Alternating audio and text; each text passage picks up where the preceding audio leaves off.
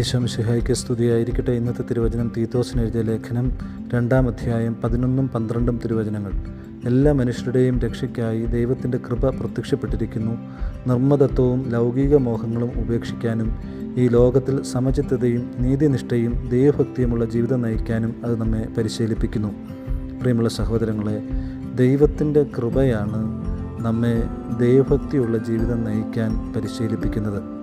പലപ്പോഴും ഈ കാലഘട്ടത്തിൽ ദൈവഭക്തി നഷ്ടപ്പെട്ടു പോകുന്നു എന്നതിൻ്റെ ഏറ്റവും അടിസ്ഥാനപരമായ യാഥാർത്ഥ്യം ദൈവത്തിൻ്റെ കൃപ നമ്മൾ നഷ്ടപ്പെടുത്തി കളയുന്നു എന്നതാണ്. ദൈവത്തിൻ്റെ കൃപ നഷ്ടപ്പെട്ടു പോകുമ്പോൾ ദൈവഭക്തിയിൽ വളരുവാൻ നമുക്ക് സാധിക്കാതെ വരും. ഈ ദിവസം നമുക്ക് പ്രാർത്ഥിക്കാം, കർത്താവേ, അവിടുത്തെ കൃപ കൊണ്ട് എന്നെ നിറച്ച് ദൈവഭക്തിയിൽ ജീവിക്കുവാൻ എന്നെ സഹായിക്കണമേ. ഈശോ അനുഗ്രഹിക്കട്ടെ.